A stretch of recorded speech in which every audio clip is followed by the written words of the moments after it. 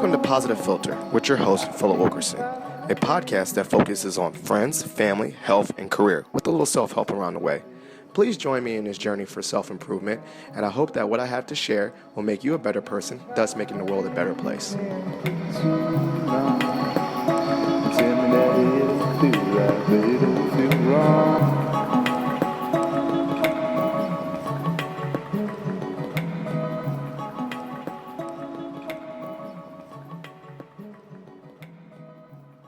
Some gems. All right. Okay. Ladies and gentlemen, boys and girls, it's Philip Wilkerson, a.k.a. Ill Phil, a.k.a. The Illest, a.k.a. Positive Filter, a.k.a. I got Austin, Texas tattooed on my leg. Fact. Wow. You don't know that yet, but you'll see it later. So I'm back with another episode of Positive Filter, and I'm joined by another reoccurring guest. I think that, quite often with the podcast, I've made a lot of friends.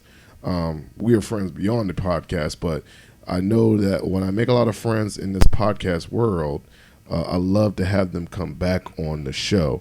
And so you may have, if you have been a fan or a listener of the podcast, you will recognize this guest. This is my friend, frat brother, Patrick Harris, teacher extraordinaire. I could do a couple AKAs, AKA you got more Twitter followers than you, a.k.a. he'll teach all over the world, a.k.a. Carmen Sandiego, a.k.a. the 90s Prince. All right. Let's go. There you go. Oh, my God. I forgot to hit the shot, the gun thing, the sound effects. I'll do that later. Okay. But he is back. He's stateside. I don't know if you followed his journey. He had his own podcast called The Common Sense Pod. Yes. And there he detailed his journey in education. And one of his journeys took him all the way to Qatar. But now he's back stateside. And this podcast, as I said earlier, we're recording over the summer, but we will be returning the podcast, so you'll be hearing this in the future. Yeah. But Patrick, give the listeners a little bit about who you are for people that have not listened to the podcast before, and then we'll detail a little bit of, since our last episode together, what has changed or transpired. So yeah, well, thank you for that amazing introduction. I mean, 90s Prince, that 90s Prince. I cannot say that has been on my bio, but it will be from this point forward. The 90s Prince, 90s kid, because I know that you're very nostalgic and like Nickelodeon and stuff. You're the Nickelodeon generation. I'll take that. I don't know which one am I. I think I'm Nickelodeon as well. I'm earlier Nickelodeon than you. I'm like 10 years older than you. That is true. Am I? How old are you? 26. Oh, not 10 yet. 34, quick math, 8. Okay. Close enough. So you still watch Nickelodeon, but you were like on the tail end. Yeah. Did you watch Are You Afraid of the Dark? I did. How old were you though? You were like 2. I don't know. I do know that was my show. For me, I don't remember seeing new episodes of that. It was like, oh, okay. Oh, this is like a throwback. Oh, see, like you said, I was watching the originals. Okay. So, tell you're an educator. Let's give the listeners a quick bio about who you are. So let's run the receipts. My name is Patrick. I am a teacher, and I've been a teacher for 4 years. Yes. I have taught in a ton of places. Yes. Even though I've only taught for 4 years. I taught 3.5 and a quarter years here in DC. Yes. Teaching elementary students, because it's important for black men to teach in the elementary level. Yes. They need to see us early. Yes. And then I got fired. Yes. Right when we recorded last. Yes. That was and we just, I don't know what's going on in my life. Things have passed, but that was this is the summer 2019, and that was in October. So yeah, a couple things have happened in that short time. I know, man. That was. We can talk about that in detail, but quickly, that happened. After that, I was trying to figure out what I was going to do with my life next. And I took a leap of faith and I traveled all the way to the sandcastle known as Doha, Qatar, which for folks who don't know is in the Middle East, right next to Saudi Arabia and Oman, and not far from Dubai, which everybody goes for their vacations. Yeah. Let's rephrase. Everyone that goes that has money. That's true, right? I don't think Philip Wilkerson is randomly going to Qatar or Doha or Dubai. I don't have Dubai money. I have Daytona money. I don't know. I can't think of anything. Not Daytona. I was just thinking something with a D. You got jokes now. What's up? That's my podcast, man. Wow. I'm getting better at this. I love it. All right. So you transpired. You went over there. And I lived there for 7 months nearly. And now I'm back. Back in attack. Yes. Over the summer. And now, but this is the future. So technically this is the fall. Yes. So I think we discussed briefly, and I think that I wanted to we randomly was calling the subject of this podcast Black Abroad. Okay. Was it, what did you say? Was that what we called it? Yeah, Black and Abroad. Black and Abroad. So obviously I'm a military brat. I was born abroad in Germany, but that was a kid. Yeah. And it's a different experience. And I think that you had a different experience now in Qatar. And I think one of the things that resonated with me the most during keeping in touch with you, especially you're really good at writing and blogging, is that you wrote something very powerful about your experiences abroad made you appreciate being American, while in fact there's times where America is not the best place for a black person. Right. So it's kind of an interesting dynamic to say, okay, while we live in this country and that might be the best situation for me, I went to another country and realized, okay, well, even if this is not the best situation for me, I'm American. Can you explain that? Because I think you kind of touched upon that slightly in some of your tweets and blogs and stuff like that. Yeah, so it's crazy. Having the blue passport really does give you some privileges. The blue. I know that. That's the American one. Yeah. I got that. I got one. Right? Okay. Yeah, the blue passport is powerful. Yes. It gets you in countries. It doesn't, people don't question you as much because you have the American nationality. Yeah.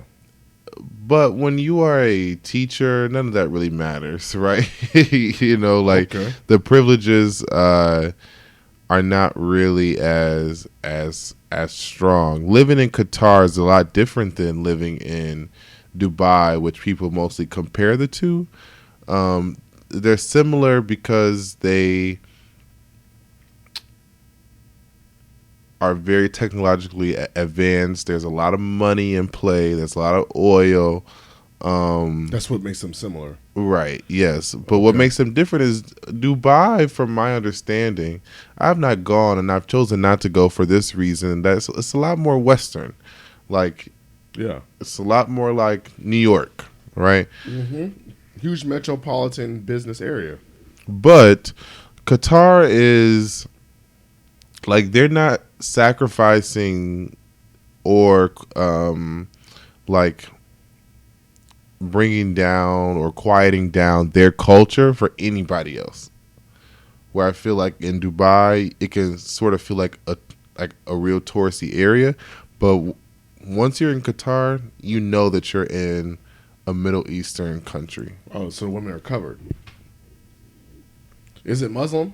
Muslim, yes. I mean, they're covered in both places, but the culture is very much more in your face. And I think there are some things that you can get away with in Dubai that you probably wouldn't be able to get away with in Qatar. You can't drink. And most Muslim countries don't drink a lot. Yeah, it's not accessible as much. Gotcha. So in Qatar, you can only drink in American hotels. But you can't go down the street to the bar and get a drink. Okay. And then if you want to buy alcohol, you have to go. First of all, you have to be in the country for a particular amount of months. I think 3 months, and then you have to apply for a special ID that you get from your employer, and then your employer gives you that ID, and then you have to go to a special store called the QDC, and at the QDC you can buy alcohol and pork bacon. So it's like a duty free shop, pretty much, but in the You country. have to prove yourself, your citizenship. Prove yourself, and then you have to, Wow. Basically show that you're not leaving and all those things. So it's very interesting. And I also noticed, and especially I don't know if you identify with this too, is that it's a very unique situation to be on the outside looking in. You spoke about that specifically, about keeping in touch with American news and just getting, the perspective of what America looks like from the outside. For instance, stunting on everybody, I got a little international travel experience, going to London. Okay. I mean, not really. I've been abroad. Okay. Because of the military life and I have my UK mom. Shout out to Jeannie. She took care of me when I was little. But the point is, it's very interesting to look at American news, like on the BBC, and see what the world is saying about us on the outside. Yeah. And like, quite honestly, certain times, like most recently, America's a joke to other countries. A complete joke, honestly. Did you get that? Did you get like people asking you like all this okay, like for instance, when I went to England for the Redskins, Redskins Bengals game out there. They literally was like, "What's up with that president of yours?" Or, "I can't believe y'all voted for him." So embarrassing. And then they're like, "What y'all doing about this? Oh, they gonna let people in the country?" Like literally, they were asking me like I knew what was going. Like, not that I knew what was going on. I do know what's going on, but like I was the sole representative of what America did and made decisions. But it also showed us how we look on the news. Yeah, it was a weird, trippy situation, like to see almost yourself from the outside. Did you get that feeling in Qatar? Definitely. I'd never seen BBC News, but I had a housemate who was from London, and so we watched it a lot. And I was like, like we are a joke on an international stage. Like that was so embarrassing to see. Yeah. When I got to Qatar, the government shutdown was in full effect. So, and they can say like, "What are y'all doing about your jobs?" And so they were actually making judgments. Did you find yourself defending someone? Have you ever noticed that thing where it's like, I could be critical of someone, but don't you talk about my country? Like for instance, like when you have a brother or a sibling, like, man, I'm the only one that can tease them. That's how I felt, honestly. That's how I honestly felt. Yeah. People would say all the time, like, "Oh my God, y'all got Trump there," or like I heard, tons of shooting, like, black men being shot and blah blah blah blah blah. And I'm like, yeah, like all of that is true. But then I'm like, but there are people on the ground fighting. There are organizations that are doing great work. Yeah. There are people doing service. Like, we're not. It's not this narrative that's pushed out that's like, oh, bad thing after bad thing after bad thing. Like, I made it my mission to make sure that people knew that as Americans we were fighting against the injustice, and we've always been fighting against the injustice. And it's frustrating that that's the sort of single narrative that we see. Yeah. And you said specifically about shooting and negative black stereotypes. Did you ever did you ever find yourself saying like, "Oh my gosh, like this is the perception of black people in the world"? Like for instance, when I went to China, I like to stunt. I'm like stunting on this international. Come on, China. Ni hao ma. That's all I know. Bijou, that's beer. But I found that was so random. Like they thought I could play basketball. Oh, Like I was wow. trash. I'm trash at basketball. I'm trash too, bro. Trash bags. They thought I could rap. They thought I could Nope. play basketball. Nope. Thought I could tap dance. All kinds of just terrible stereotypes. Yeah. But it was like, but at the same time, I was like, but what are they consuming? Like, Yeah. how they like? I got the negative stereotypes of Asian people before, because every time, like, this sounds super racist, but how come every time we watch a movie and someone Asian walks in the movie, these are back in the old days, Yeah. they used to play that old like ding ding ding ding ding ding Yeah. ding ding ding, and you're like, really? Like, Yeah, Asia's a whole continent, and not Yeah. everybody from Asia is Chinese. yeah, and they would do they would do that song, and I'm just like, what? Yeah. That's so. But we're looking on the flip side. It's like, what are they seeing? What are they consuming? I remember that you said they called you Drake Yeah. or related to Drake, and I was like, Drake and the Black Michael Jackson were my nicknames. I'll take For the Black several Michael months. Jackson over Drake. I said, well, Michael Jackson he was born black and he died black. So Yes. I agree with you. like I don't understand what that whole thing is, and that was by children. That's And interesting. in between the Drake and the Black Michael Jackson was like obviously throwing out like the N-word, Oh and man, to me it's like in a very casual way, in a very casual manner. were they trying to dap you up and say it like they're in a rap video? Pretty much. Oh. Like like what's up, my nigga? Pretty much. And I said, oh, Jesus. Was it cringy? Very cringy? And I had to like get down on their on my knees so I can get on their level and say, okay, this is why we don't say that, and let me give you some brief history. And then like they never said it again. But I had to have maybe like 50 or 60 individual conversations. How many? What number? Probably between 50 and 60 individual conversations. 50 or 60. Yeah. And I would tell you, the weight of that would get annoying Oh, quick, probably after the first 10 times, nobody really understood, right? And or tiring. extremely tiring. But to flip the coin, what do you think they were getting that from? Well, they told me that they got it from, rap and TV. Like they consume a lot of American media. But which ones? Like they looking on YouTube? YouTube. Where are they seeing the rap videos? Do they have MTV? They don't have MTV, but YouTube is YouTube. They were might looking- as well be everything. They were looking at the YouTube And- music videos. Right. And that was just the kids. So the adults Mm-hmm. who were not American were like, yo, like, we love Medea. Yo, can we, for real, like, of all black cinema, they think that Tyler Perry is the king of that. Medea. Yeah, lots of Medea. They wanted No to Spike know. Lee movies. No Spike Lee. They wanted to know, like, if I went to church, how long did I go to church? Was it true that I went to church for 4 and 5 hours on a Sunday? I mean, comedy. This is all stereotypes, Very much like, just across the board. yeah, but Tyler Perry and Medea were like the top things that they like were Oh, man. curious about. Well, I guess shout out to him. He's international. He's international. Well, there you go. I mean, so that's a positive on that note that he's getting his money.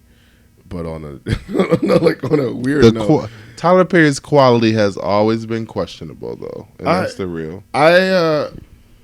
My mom used to buy the bootleg play shows. Remember them, Jones? Yes, and I've been to two. I've been to one. Did you go to the previous one, to the last one? No, I mean talking about like before he blew up in movies. Oh, I went to like old school one. So you're an old school Tyler Perry fan? Oh man, I don't know, man. I feel like I get tired of his movies because I feel like it's the same thing. Same thing. It's like Attack terrible, on women. and then a terrible black dude that is a trash human being, and then another black dude that's a savior. Yeah, But usually the savior guy doesn't make a lot of money. right. But the black woman makes a lot of money, and then they get together and happy ever after. And then there's Acrimony, which Who's that one? with Taraji P. Henson. I didn't watch that one. What's the one where the woman? I watched this one on bootleg.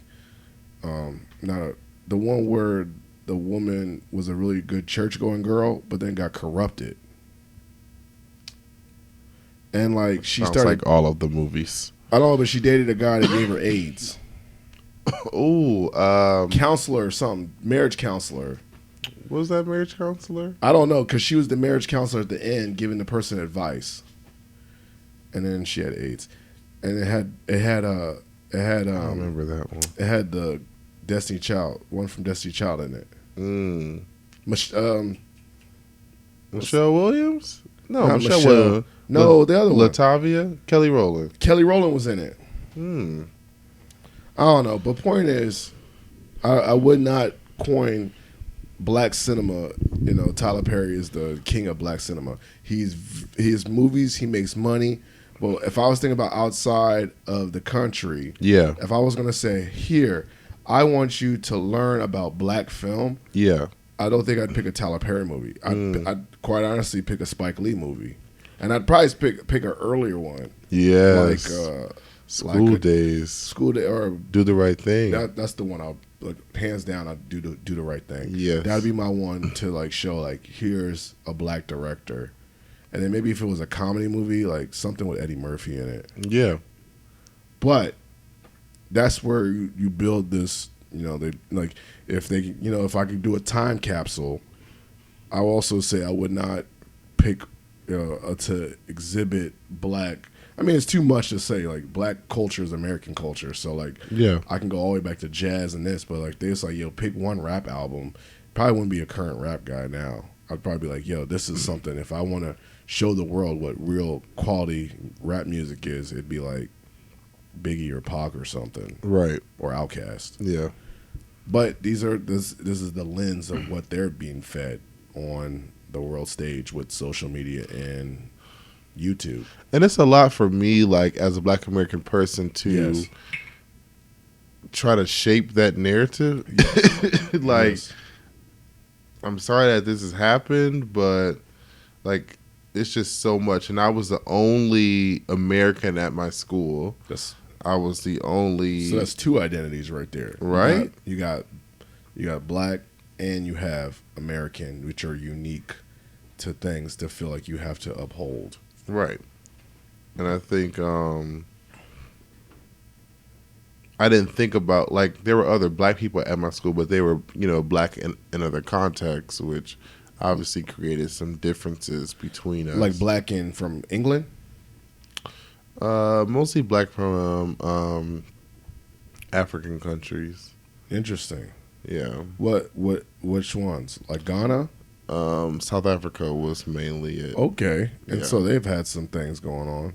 And there's also Definitely. a different viewpoint on race there too as well. Mm-hmm. Especially since they just finished segregation more recently. In the 90s. Yeah, more recently than we did. So they might have had a different perspective in identity. Yeah, there were some similarities there, and then obviously some cultural differences, but, like, it's like, okay, like, we acknowledge, you know, that we're black, but it's just like how we experience blackness is Yes. very much different. I mean, that's very true. I always thought about that, like uniting and thinking of blackness, but also realizing blackness is not a monolith. Right. And it is a different experience between African and African American and Caribbean American or Caribbean and African. The African diaspora, right? Mm-hmm. Like we all have unique. We all can root our roots back to Africa, but like all these are differently unique experiences. Like being black in America is probably a different experience than being black in the Dominican Republic, Right. or Brazil,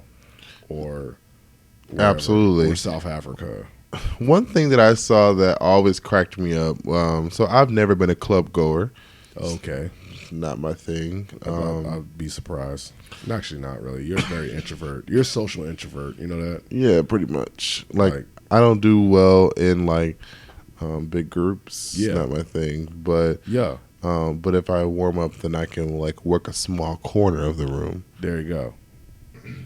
But I did go to the club a lot in Qatar, and I went with my South African friends who really brought me out of my shell.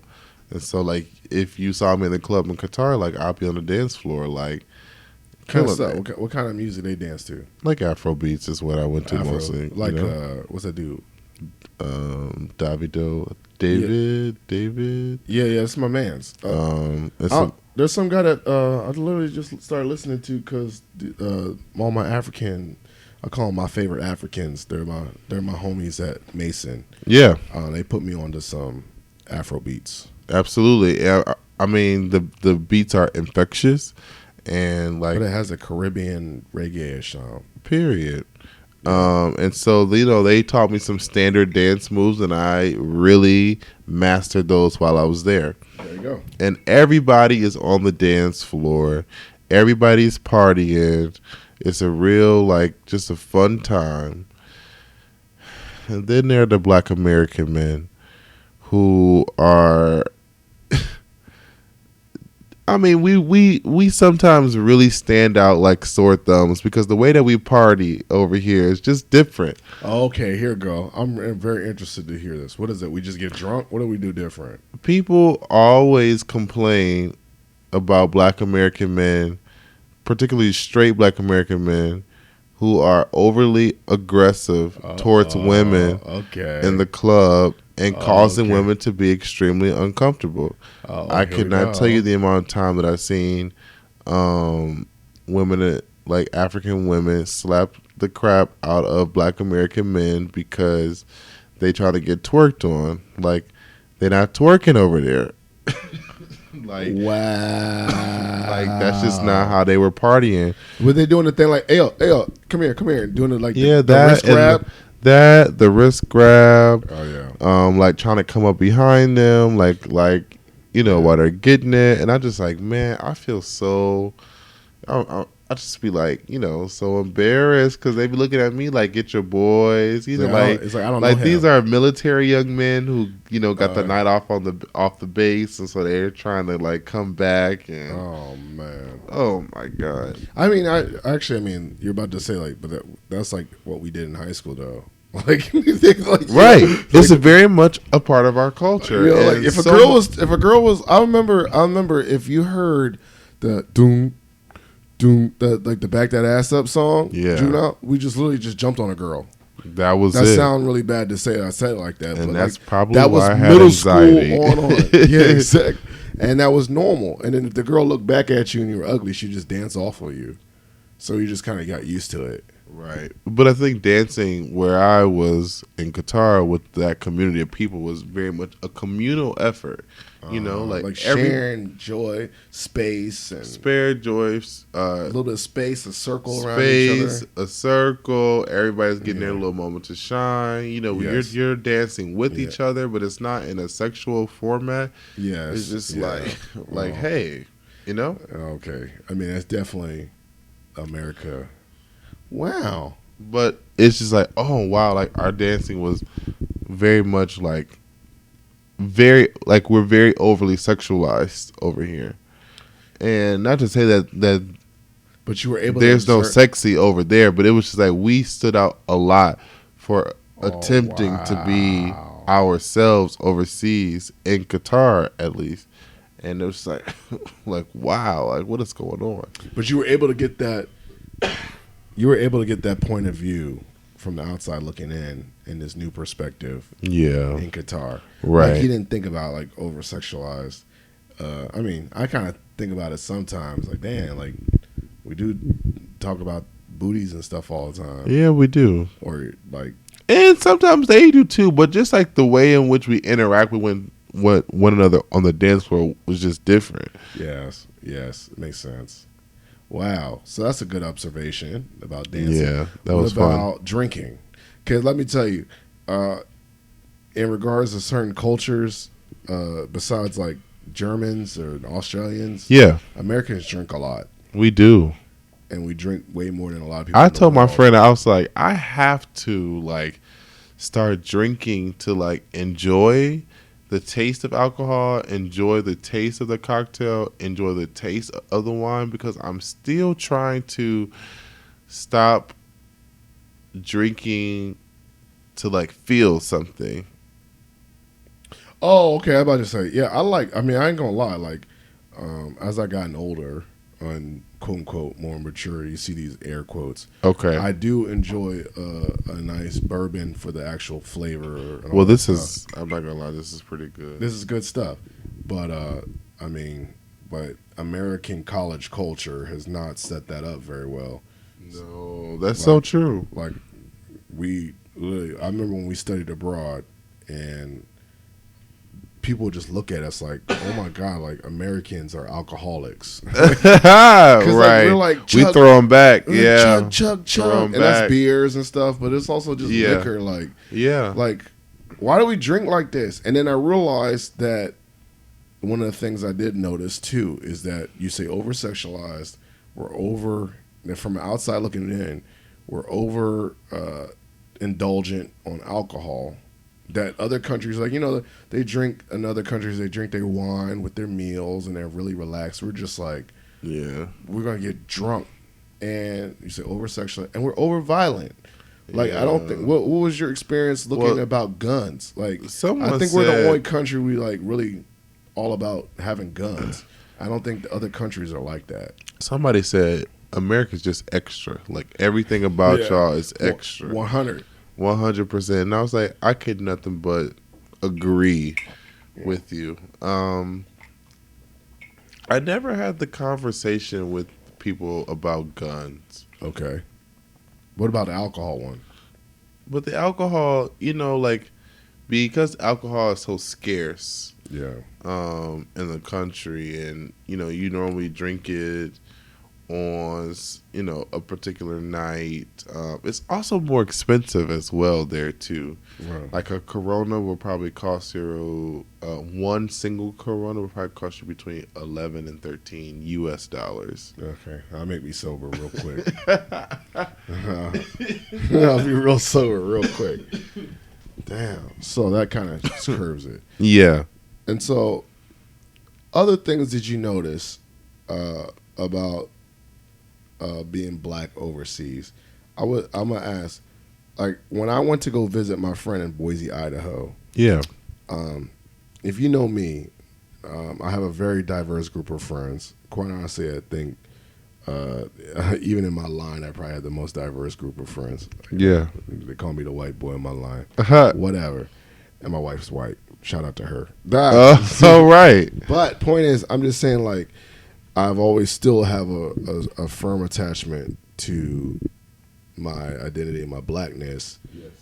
In more regards to, quite honestly, it's been more reaffirmed by joining Alpha. Yes. But saying that because I know there's a legacy of strong black men that have, joined this organization. Blah, blah, blah, blah. But I never realized how important blackness was to me. Always like, I have all kinds of friends. I got black friends, white friends, until I went to an environment where there was no black people, and I didn't realize how much I miss black people. Yes. When I went to Boise, Idaho, I counted in a span of 4 days, I only saw 50 black people.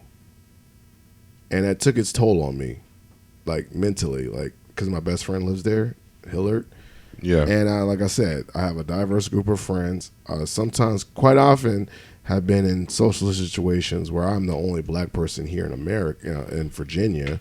But then I know it's only like a wedding or it's a temporary situation. And if at any moment I have the opportunity, that's, I think, the main part about it is, like, if I feel like I feel tokenized, I have the opportunity at any moment to call my LBs or call anyone or my friends and go to a situation where I'm with people like me, which is a very comforting thing. Like, like, at any moment, I could just walk around George Mason University and see people of all colors, whatever. Right.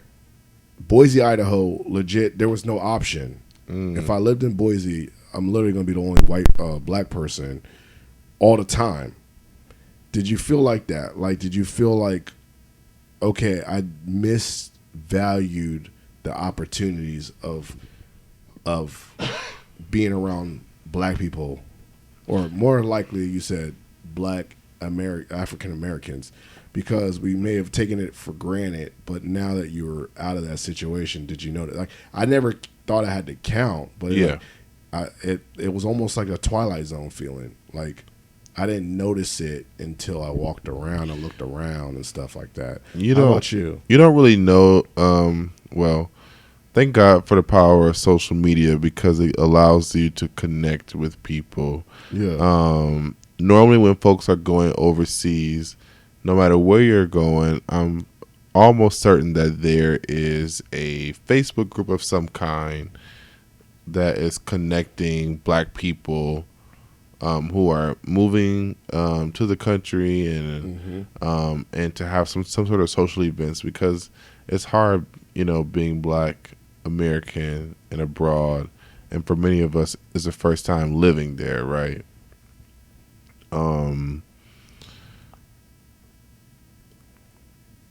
There was one of the hardest parts for me living abroad was lacking community. See, yeah. Qatar is very interesting because there actually is a very thriving black community there for black Americans. I did not. I connected with some of them, but I feel like there was still like a barrier or a wall there because many of them have been gone from America for such a long time. Oh, wow. So, like, one thing that I thought about specifically, two instances. First was I went to the movies and I had my skinny jeans on. This guy came up to me and he was like, "Yo, your jeans is mad tight."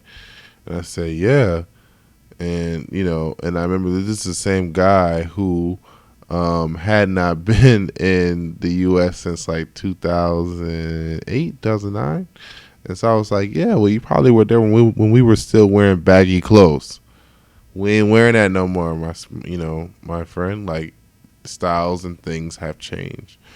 But then also, we kind of touched on this earlier, they have not lived through Trump being elected as president. Wow, yeah. And so there's a certain mindset, a certain trauma, a certain experience. Like, we all were changed by that 2016 election. And if you're watching that from abroad, you have a whole different mindset and a certain level of numbing that we as Americans were not privileged enough to have. I actually agree with you. I think, I for the longest moment didn't realize like how big deal it was. Like, I remember I went to sleep when like Bama's was crying and he got Trump got elected. Oh my God! And I was like, I'm going to sleep, whatever. Right. But I quite honestly didn't think about it. But I think it's like a lingering thing, like more like I've lost some friends. Yeah. People that I went to high school with and stuff. I really don't associate them as much. And not to say that whoever you vote for changes my friendship with you, but it was also like the ideology of like, wow, they really feel like that about that. Like, yeah, damn, then how do they feel about black people? Like right. It was very sad. Like, it was almost a mourning sense. Like, absolutely, I had a grieving, like you said. And so maybe you said the people over abroad didn't really have to have that grieving. Absolutely not. And when you're abroad, you need to feel affirmed. You need to feel like all of your whole self needs to be affirmed because you're around so much difference. And when you're around so much difference, it can be extremely exhausting. And so, like, even though I was around these like black American people, we still had these differences on top of like being the only one in that specific circle who was like not straight. So like they're like, "Yo," yeah. I was like, okay, now I really feel like That's another layer. Really alone. I think I only met one black queer person who was there, and he was only there for like a 2-month contract. I mean, did you even feel comfortable to come out in that country? Kind of feel like, isn't that not that safe? So I was nervous at first because I didn't really know what the situation was. But the thing about Qatar and maybe other Middle Eastern countries is that it's like they're just a conservative nation. Yes. And so nobody's going to come to my door and like knock and ask if I'm gay or not. Yeah. The sexual orientation police. They do not work in Qatar. They don't. But They they are. don't put But that on the passport. right. Oh. but exactly. Okay, I will call Trump for that. Yeah. But at the end of the day, they are very conservative. So PDA is just not something that you see from anybody. Yes. Okay. Even from married couples and stuff, you'll never see people walking down the street Not even holding hands. holding hands. It's not. Well, Okay. I did see that a little bit, but that But was like in like it was like from men who were like from a particular country where they just do that, I know. That's certain. I heard. but not in a romantic way. I heard in certain countries men hold hands. Yeah, they do. Like that's how they have conversations. Yeah, they hold hands, pinkies, and then they just walk down the street, and it's just very intimate. I wonder if That's- they're just trying to like, in their country, they're like, I'm having a conversation with my boy. Yeah, like I'm having a conversation with my boy, and I'm showing some sort of intimacy, and I'm like, okay, like I I wonder saw how that my- I on my wonder how- street all the time. I would wonder to do. I want to do a social experiment one day. Obviously, as a straight male, I just want to hold one of my homeboys' hands and Yeah. walk down the street and see how many people stare at me. People gonna look at you like you gay as hell. What if I'm like having a serious conversation and not smiling? So we don't tend to like Okay. think twice. When I'm gonna do this social experiment, I want to wonder what should I tally? How many times someone calls me a name or just stare at me because I can't. How many times people look twice? like do the two like that? Mm-hmm. All right, I'm gonna do that, John. Yeah, try that. I need to find a partner for this experiment. You should. I bet if I do it on a college campus, it wouldn't be that big a deal. No. But if you walk down in Virginia, Like downtown Fairfax. oh please. I want to see how long I could do it without me feeling uncomfortable. Of course. And then just think that's the reality of a lot of people like these days, you know? So, but in Qatar, it was just since there was no PDA, and no, that wasn't super present. Nope. I didn't feel like hunted or attacked. There were Yeah. a lot of gay people there in Qatar. Okay. And of course a lot of people use apps. So I use apps as well to like meet other gay people. Were they gay Muslims? I met some, yeah. Some were married, some were not. Okay, very interesting. I'm just saying very interesting in the sense that, like, you know, obviously there's religious conflicts with Christianity, but particularly, you know, there's more and more. Let me say in my instance, I've seen a lot more gay Christians than gay Muslims. Yeah. Because I think they're more, like you said, more conservative, more strict. Yeah. Is that a true statement? I can't speak for everybody, but Like Buddhists, there's not that big deal to be gay. no, Buddhist. definitely not Buddhist. No, we don't play that. We're very inclusive, but you know, for Muslim, you know, I think from my experience in talking to people, there's a lot weighing on tradition, Yes. and in Qatar, keeping the money and stuff like that in the family, Yes. and not going too astray. And so, you know, I met a lot of men who said, "Hey, I had to marry this person because." It was arranged for families, business, Yeah, or like, name. Yeah, Name, pretty much, right? And like last name or surname is everything, Oh my goodness! like in that country. So I said, okay, like, and it's just not, you know, like a big deal. But I felt somewhat comfortable, like I could be myself. I didn't feel like people, like I say this a lot. I was like masculinity was just not a thing, like this complex that we have here in America. Yeah, like So that's a positive then. It was great. That's like a positive. I could sit at a restaurant and cross my legs like I'm doing right now and be perfectly fine. And my students did the same thing, right? Like even like there are a lot of Qataris who like kiss each other on the cheek or on the nose, depending on who that person is. And like that was something that, you know, like that they did. like like interesting. like there was Cultures. no I mean, when you cross like when you cross your legs, though, it's like a. I know a lot of Europeans that do that junk, though. yeah, but there are a lot of Like, Americans who may say like, oh, well, he's gay because, or he's more feminine because he decides to like to do that. that's very interesting.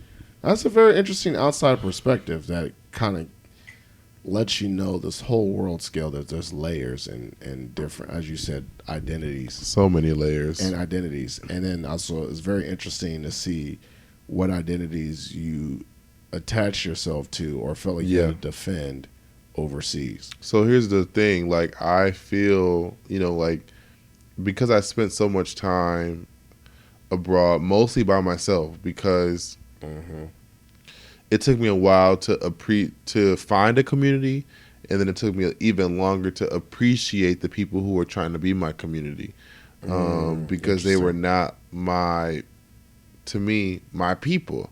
I love what you say, my people. I definitely started to learn more and more and more what that word means to me, Yep. my people. And I've always lived my life in a different sense where it's like my people has nothing to do with race, color, gender, whatever identity, all that shit. I'm definitely a vibist. I think that I made that word up.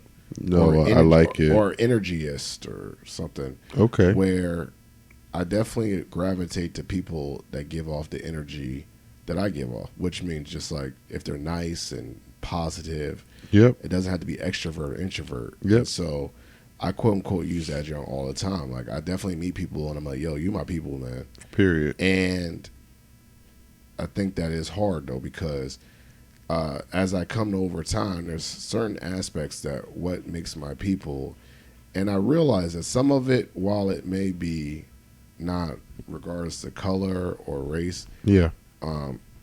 I still do believe it's like linked to a lot of demographics, like Like external. like demographics. No, like demographics, like where you live, like more location. Like so, Okay. not black white, but like DMV ish. Like I said, like you're right. Like I went to hang out. I'm probably met some native black people in Idaho. Like grew up in Idaho, and I'm like, these dudes kind of corny. And like, but it's just because of the slang, and Yep. I don't know. So it's very important.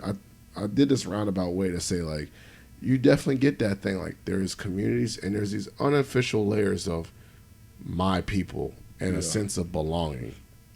And you find your filters and you find your check boxes of who can be considered your people. Yeah. And then when you're taken out of that environment, there's like certain ways that's like you can't even really explain it.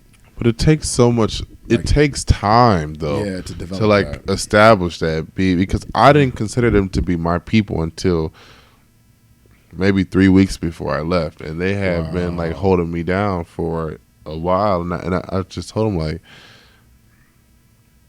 culture shock is real, and I didn't think that I would, have to go through that because I was so like confident in, moving to Qatar. But I was just like, I held up a wall for a very long time, and I just kept telling them, like, these people don't understand me, and I still feel that way. And I had to become okay with them not understanding me, and okay with validating myself, and then them like showing me empathy for the moments and times that they did understand me. Right now, and I know this is very hard. I see like you're having. Do you feel like that thing about understanding, like, let's say here now with me in Virginia or when you go back to Detroit, do you feel like it's not that hard to try to find your people? No, definitely not. And it's just the energy, right? It feels different. It's the energy. It's the shared struggle. Yeah. It's the shared, understanding. Going. iPad. I don't know. Oh, okay. New technology. I don't know. Going abroad it's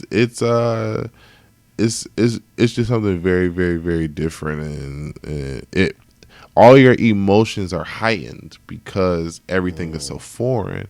Yeah. And so when you're nervous, you're really nervous. And when you're skeptical, you're extremely skeptical. Even though I lived in, arguably one of the safest countries in the world. It's safe. Okay. Yeah, because you're right. Oh, very much so. But Very much. But it's a different safety, man. It's like that's a violent safety, but it could be like your emotional safety or your vulnerability. Yeah, my emotional safety was all over the place, but I feel like that has more to do with me.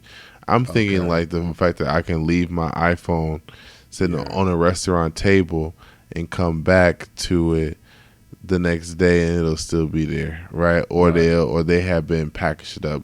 Where I can't be in DC it's gone. for 5 days without somebody taking my sunglasses on a table. I was so hurt by that. It's gone. R.I.P. to my Ray-Bans. No, that's not R.I.P. It's got a new home. Fuck that. I was so hurt. Adopt the sunglasses. I am still hurt. If you are out there listening and you have my Ray-Bans, I hope you enjoy those, but they were so sentimental to me. Give them a good home. I'm pissed. That's it. Luckily, I can afford to buy some more. What's up? That's the new joke right there. You help find his glasses a home. Pissed. So, but it's true. Like there's a different layer. Like, and I think that's the description I would say too. Like with my people and vibe and you really don't know until you're outside looking in. Yeah. Like it's so interesting how that works, right? Like you can say like, I don't know any bad experience, like this, like a family, we fight. We fight. But then you go outside and you say, no one could talk about my family. Yeah. I don't know if that's weird. Like, no, it's not weird. I'm like, America is trash. America's trash. But it's our home, and it's all that we know. Exactly. And so it's like, normal. I would defend America. Like, it's weird. Like, I will say America's trash. It is. But on the outside is that I will defend it. Shout out to all the people that has served the military, like my dad. Like, yes. There's parts about it, opportunities, maybe certain countries, there's certain things I can marry who I wanted to marry and things like that. So it's like, it's trash, but it's like good enough for me. Like, I don't know if that makes sense. Like, because I really try to think about that. Like, I love to visit other countries. I really love it. I really love traveling the world. But I really think to myself, would I be able to live here more than 3 weeks? And the most time the answer is no. Right. Like, even in nice, just the freedom places that we have here, the level of freedom is amazing compared to a lot of other countries. Yeah. Like the fact that I really don't have to think about what I'm going to wear when I leave the house. I had to think twice about that in Qatar all the time. Okay. In 118, 120 degree weather, right? Like, I hardly ever wore shorts. Why can't you wear shorts? You can't show your legs? Well, my shorts are kind of short, so it's just like, I mean, whatever. I don't know. But I didn't have like typical cargo shorts, but like, you got them thighs out. Pretty much. You need to get them old Jankos. Oh, man. Remember Jankos? No, I'm sorry. Dang, man, you make me feel old. I'm sorry. Literally, I'll show you Google. Jankos is literally like, they look like pants, but they were supposed to be shorts. It's a no for me. Yeah, they're pretty bad. Yeah, but it's like what skaters wore. Oh, okay. Like Jankos. Tony Hawk. No, I mean like worse than him. Oh, okay. I'll show you some Jankos. I'm pretty sure I can picture them. They have pockets on the side, I'm sure. Yeah, and they're huge. Yeah. Jankos. I know you're saying. Shout out to Janko. This podcast is not sponsored by Jankos. Nope.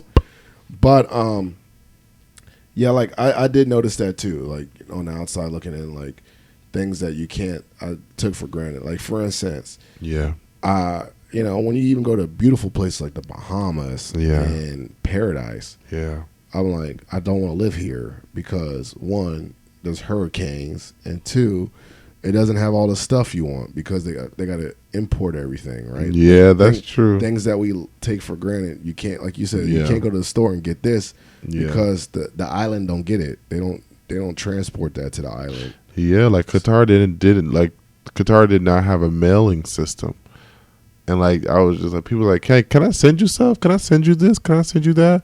I was like, no, you can't, because there's no way that I would get it. How does no care package? Because I don't have a have an address. I don't have an address. So you can't order nothing on Amazon. No, technically you could, but I would have to take out a PO box, and that's just too much work for me. Then I have to go and get get it. So basically, there's like a national post office. That's the address would be a PO box, which you have to rent. Yeah, like my address is technically like, my address was like, Al Maj Street or Al Heat Street, building number 36.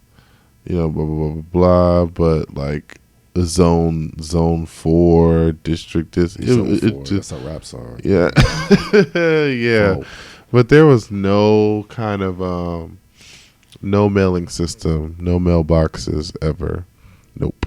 That's nuts. Yeah, everything is via text or via phone, which is interesting. We have we have tickets, or we have like bills and things like that. Like everything is via phone, banking, statements. So that's pretty advanced technology-wise. Via phone, via email, which is great because in a sense, like they're saving a ton of paper by eliminating that mailing system.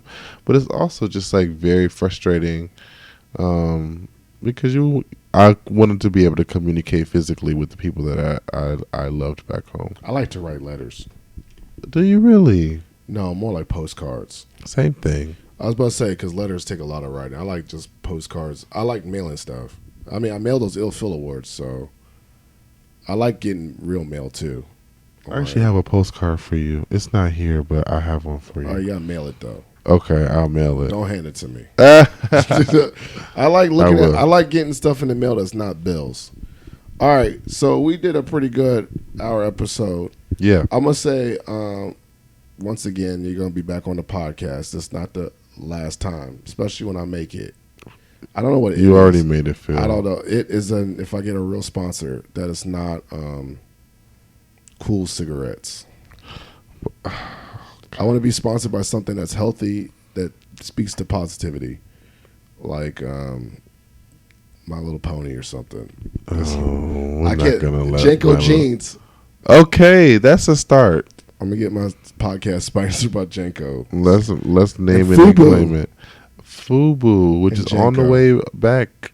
Oh, see, that's even better. Because nostalgia pays the bills. So does Janko, and Skechers shoes. All right, I'm just randomly naming stuff. So this is the segment of the show, as you know, called Shot for Shot. You get to ask me one random question, and I have to ask you one random question, not related to living abroad or whatever. Okay. You want to go first? I go first. You can go first. All right. Okay, I'm a visitor in Detroit, where you're from. Yeah.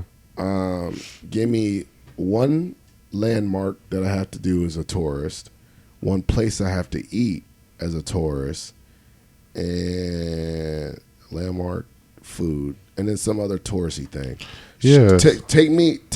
Show me, and not the like a real touristy stuff where I'm taking my camera. Yeah, so you're definitely going to go to Hitsville, USA, which is Motown, where all of the greats recorded their music. Okay. That's what I'm taking pictures, yeah. Take pictures. You can actually go into the studio where a lot of fantastic people were. And I thought that was like a really, really, really cool because you got a chance to just like kind of be in there, see the space. And the most interesting thing about that studio is that like there was no real technology there. Okay. And so like there was no start and stop. There was a one take thing. So like most Motown records that you hear from back in the day were done in one take. And if somebody coughed, like I've been doing this episode, or somebody has done something like wrong, then they have to start all over. Well, we're not starting all over. Nope. You should also go this is to not Motown. This is Fotown. I think you would also enjoy Detroit Shipping Company, Okay. which is a sort of like a warehouse that has a bunch of different food options and a bar where a mixed crowd goes after work mostly, and they enjoy the atmosphere. It's where the professionals go, the young professionals go. Okay, what is like a food place that's like Pat's and Gino's in Philly? What's a place where you have to get there? Coney Island. What do they serve there? Coney dogs. And what's the difference between a normal hot dog and a Coney dog? Coney dog is a boiled hot dog with chili, mustard, and onions. All right. And it's lit. All right, so what I'm going to do is I'm going to someday come to Detroit. Okay. I'm going to link up with you. We're going to do this touristy thing. Okay. And then I'm going to go to, if it's over the summer, we're going to a Detroit's Tigers game. Oh, yeah. Those are the best. Because I need I'm trying to go to all the ballparks in America and get a pen to put on my board. So I need to go to Tigers. Okay. And that's it. That's pretty much it. Okay. My question is very simple. Yeah. And that is, what do you hope to accomplish, before the summer ends? All right, so this is the future. So, right? So, dang. Oh, no, this is the future. So what I'm going to do is I'm going to tell you what I hope to accomplish. And then follow up. And see if I actually did it when we release this episode. Okay. All right, so one is I'm going to record all the episodes so that this fall, yes, when I actually have to work, I'm not going to record no more. I'm just going to release the episodes that I recorded over the summer. Yeah. Like this episode right here. 2, I'm going to finally, hopefully, update my website. So by the time this episode comes out, my website should be new and improved. period. And 3, hopefully by the time this episode comes out, Okay. speaking into existence, Yes. I will do a TED Talk again. Yeah. Well, I tried and I did an open mic night, but hopefully I'll be a real TED Talker. Okay. Meaning like it's not open mic like they say. Philip Wilkerson is one of the speakers. Yeah. That's one of my goals. And Yeah. when I say that's one of my goals, what I do is just I look for the TEDx's locally, and Yeah. then I just keep on sending applications Yeah.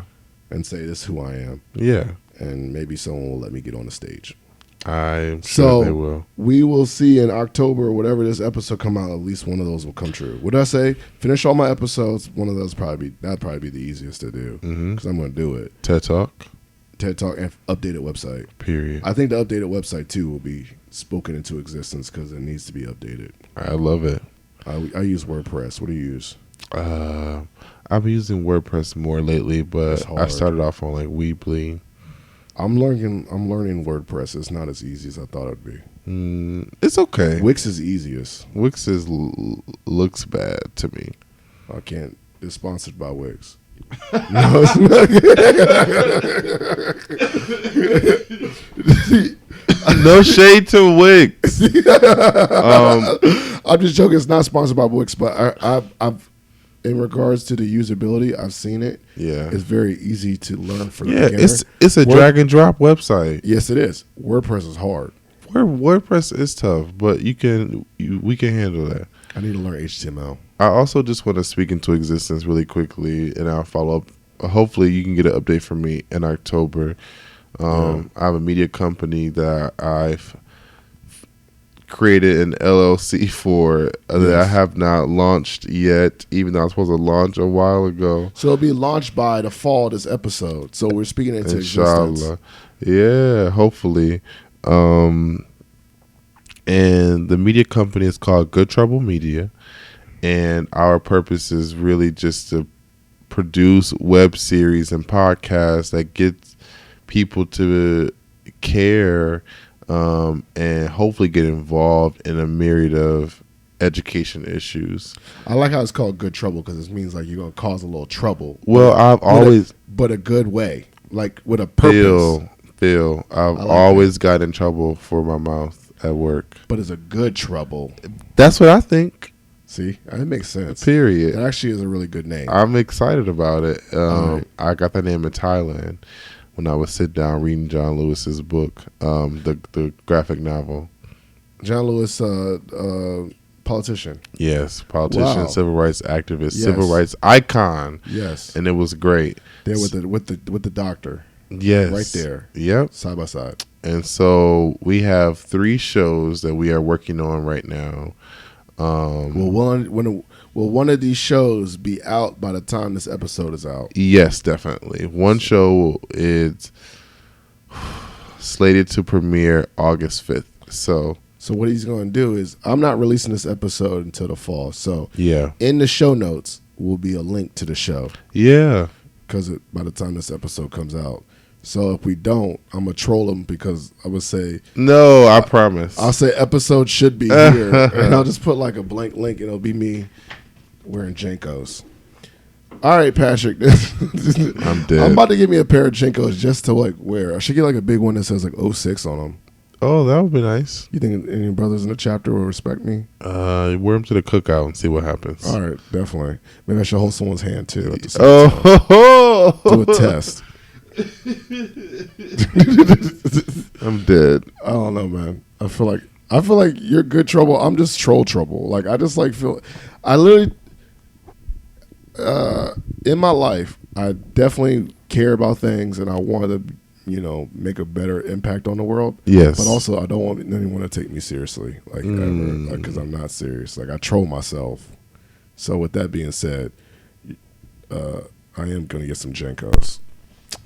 But Patrick, it's been a pleasure. Yeah, thank you for having me. All this stuff in the future, you're gonna give me the show notes. Yep. As I do with every episode, I leave you the opportunity, shout outs and plugs. Obviously, plug again. Yeah. And do some more shout outs. Floor is yours. So I want to shout out, obviously, my podcast, which is, we've had the series finale already, the Common Sense Podcast. It's a great podcast for any young professional, but especially teachers who you want to see the real life experiences of 2 Black young people who are experiencing adulting and work life, from the beginning of the school year to the end.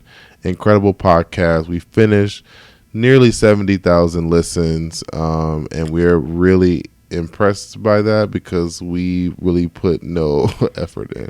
I will interrupt your shout out and plug and say I missed the show already. Oh, Now, Patrick knows I used to screenshot it. I was a loyal listener. I listened to every single episode. thank you. So I also, Antonia, Yes, I miss her too. Oh. I don't even know her, but I liked her stories too. She balanced you very well. She yes, definitely checked you. It was a different yes. vibe. So hopefully, wherever, Antonia, what you're doing, do it well. I was about to say something. Well, Antonia has created some incredible book club for Black women in Houston, and she's working on creating her own bookstore. So it's going to be really, really awesome for her.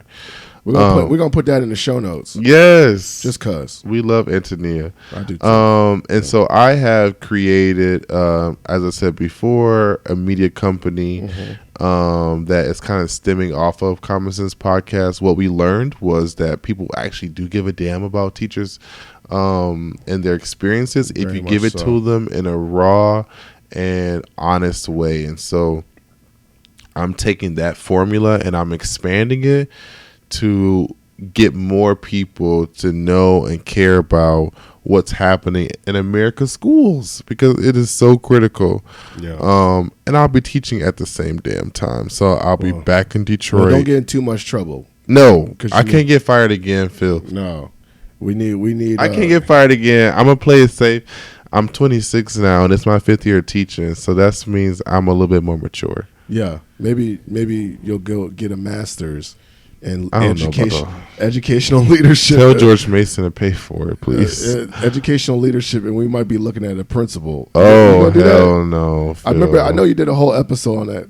Speaking to existence, I know Patrick's going to be a principal one day. That would take a lot. And if the school I'm opening, you'll be my principal. Oh, God. Just like when I say opening the school, it's gonna be like 10 years down the line, 20 years. Wow, 10 years. No, 20. Okay, 20. How am I now? You're 34. Yeah, 50 something. I'll do it. Okay. All right. By that time, you'll. And your podcast is gonna be internationally known. You'll be doing live podcasts all over the place. Okay, shoot. Right. Jacobs. But so you got that. Okay, so we got Antonia's book club and stuff. We got your new media company. We got all those things. We're gonna definitely put those in the show notes because I know the listeners want to keep in touch with you like I have. It's always been a pleasure. Obviously, Thank you so much for having me. In the DMV, you have a recording buddy. Yes. Quote unquote, he was doing big things. He started a podcast. He asked me for advice. I was like, why? I literally gave him a couple tips, and his podcast. I'm asking him questions. His podcast took off. I think legit. I was like, I called him Mr. 20K, and I think that was only in one. People week. don't know. I filmed my podcast in a closet. Yeah. And in Qatar, I didn't have I had a walk-in closet in the DMV, and then I went to Qatar, and I just had like a large pull-out cabinet.